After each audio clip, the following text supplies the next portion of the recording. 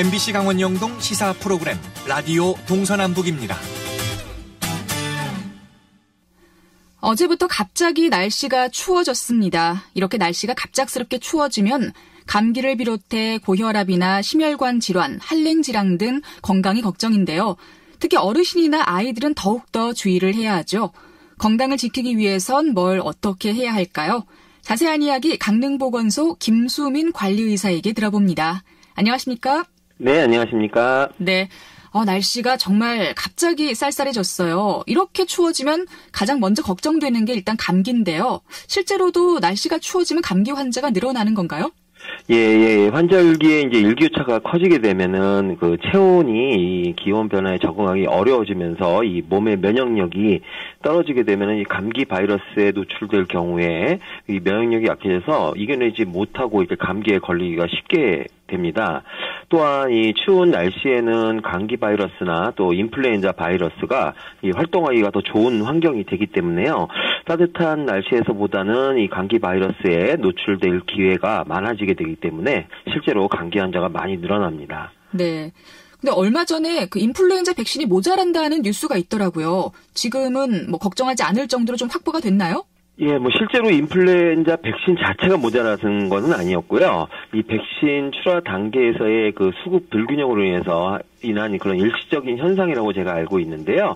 질병관리본부에서 발표한 것에 따르면은 그 현재 이제 국가 필수 예방 접종으로 어르신들 접종하는 인플루엔자 백신의 그 수급 불균형이 발생하는 경우에는 이 질병관리본부나 저희 보건소에 있는 물량을 이동시켜서 이 해결을 하고 있다고 이렇게 밝히고 있고요. 또한 저희 현재 강릉시 보건소에서 시행하는 65세 이상 무료 접종분은 이미 또 많은 분들이 접종을 하셨고요. 아직 접종 가능한 백신이 충분히 있기 때문에 너무 걱정하지 않으셔도 될 것 같습니다. 네, 그럼 지금 보건소를 방문하면 기다리지 않고도 백신을 접종받을 수 있는 거네요? 네, 65세 이상 무료 접종분에 대해서는 그렇습니다. 네. 근데 감기를 두고서 왜 그런 얘기 하잖아요. 병원에 가나 안 가나 이 감기가 낫기까지 다 똑같다. 그런 말씀들을 하시는데 감기 걸리면 꼭 병원에 가야만 하는 건지 이런 것도 좀 궁금하거든요. 예, 감기의 경우에는 200여 종의 일반 감기는 많은 바이러스가 옮기게 되는 그 호흡기 질환인데요. 일반 감기의 경우에는 본인의 상태에 따라서는 반드시 감기약을 복용해야 하는 것은 아닙니다. 일반 감기약 자체가 이 감기 바이러스의 증식을 억제하거나 사멸시키지는 못하기 때문에요. 일반적인 감기약은 기침이라든가 가래, 콧물과 같은 그런 감기 증상을 좀 완화시켜주는 대증요법이다 이렇게 보시면 되고요. 따라서 본인의 증상이 심하지 않아서 일상생활에 지장을 준 정도가 아니라고 한다면은요, 꼭 감기약을 먹지 않아도 될 것 같습니다. 다만 인플루엔자의 경우에는 이 고열이라든가 또 폐렴 같은 합병증이 우려되는 경우도 있고요. 인플루엔자 바이러스 치료제라고 알고 계시는 타미플루 같은 것들이 있기 때문에요. 인플루엔자가 의심되는 경우에는 되도록이면 병의원 진료를 보시는 것이 좋겠습니다. 네. 그러면 감기나 또 독감, 인플루엔자를 예방하려면 예방접종 외에도 좀 잘 지켜야 하는 수칙들이 있잖아요. 네. 추운 날씨에 이 감기나 흔히 말하는 독감이라고 불리는 인플루엔자를 예방하려면요. 일단 가장 중요한 건 적절한 체온 유지가 되겠습니다. 이 급격한 체온 변화가 반복될수록 이 몸의 면역력이 저하되어 감기가 걸리기 쉽기 때문인데요. 따라서 외출을 하실 경우에는 충분한 보온이 될 수 있는 따뜻한 외투를 착용하시는 것이 좋겠고 마스크도 같이 착용하시는 것이 좋을 것 같습니다. 또 항상 강조하는 것이지만 손 씻기는 모든 감염병의 70% 정도를 예방할 수 있다고 되어 있습니다. 또 감기나 독감의 경우 손 씻기를 철저히 하시면은 역시 예방에 도움이 될 것 같고요. 또한 이 비타민 C가 많은 과일이나 야채를 충분히 섭취해 주시는 것도 일정 부분 도움이 될 것 같습니다. 또 이 감기에 걸리신 분들 같은 경우에는 다른 사람에게 옮기지 않도록 기침 예절, 예를 들어서 이 마스크를 착용한다거나 혹은 재채기나 기침을 할 때 손이나 옷깃으로 이렇게 가려서 재채기를 하실 경우에 이제 전염이 예방될 수 있기 때문에 이런 것들을 좀 잘 지켜주시면 도움이 되겠습니다. 네.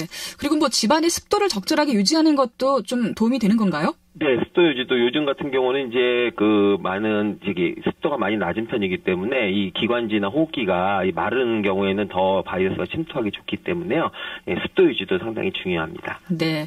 근데 정말 날씨가 이렇게 갑자기 추워지다 보면 고혈압이나 심혈관 질환 또 당뇨병 이런 만성 질환이 위험하다고 하더라고요. 이런 질환을 갖고 있는 분들께서는 또 어떻게 하면 좋을까요?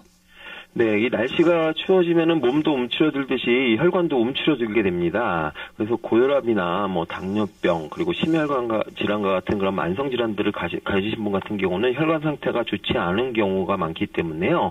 갑작스러운 추위에 노출될 경우에는 혈관의 수축 등에 의해서 우리가 뇌졸중이나 심근경색 같은 질환의 발병 우려가 높습니다.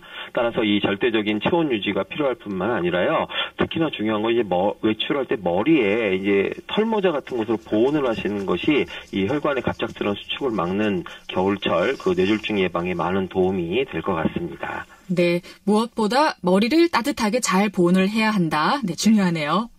그리고 이 겨울 되면 사실 한랭 질환이 또 가장 걱정이거든요. 저체온증이나 동상 이런 질환들을 일으키기도 하는데요. 예방법이 있을까요?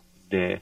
겨울에 추운 곳에서 일하시는 분도 많은데요. 특히 이제 바닷가에서 수산시장이라든가 이런 데 일하시는 분들 같은 경우 이제 물에 젖은 상태로 일하시는 분들이 많습니다. 잠깐 동안이야 괜찮겠지만 계속해서 이런 찬물이나 찬 환경에 노출될 경우에는 본인도 모르게 발가락에 동상에 걸리는 경우도 많이 있고요.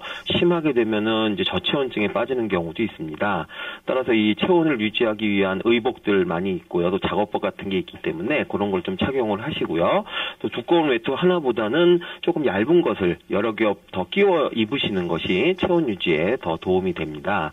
또 일정 기간 추운 환경에 노출된 후에는 반드시 따뜻한 곳에서 몸을 좀 회복시켜 주시고 또 충분한 휴식을 취하신 후에 다시 일하시는 것이 좋을 것 같습니다. 네.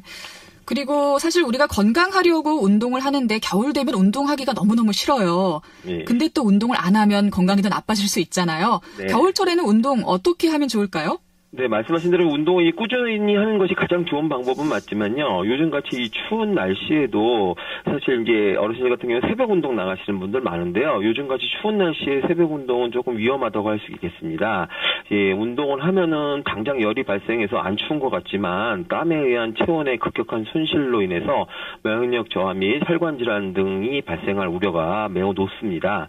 따라서 추운 겨울에는 되도록이면 이제 실내 운동으로 바꿔서 운동을 하시는 것이 좋겠고요. 꼭 난 그래도 야외 운동을 하겠다라고 하시는 분들이라면은 새벽이나 저녁같이 기온이 많이 떨어지는 시간은 좀 피하시고요. 햇빛이 어느 정도 있는 낮에 잠시 동안 밖에 운동을 하시는 것이 건강에 도움이 될 것 같습니다. 네, 건강하자고 하는 운동인데 또 건강을 해치지 않도록 실내 운동이나 또 조금 따뜻한 낮에 운동을 하시면 되겠습니다.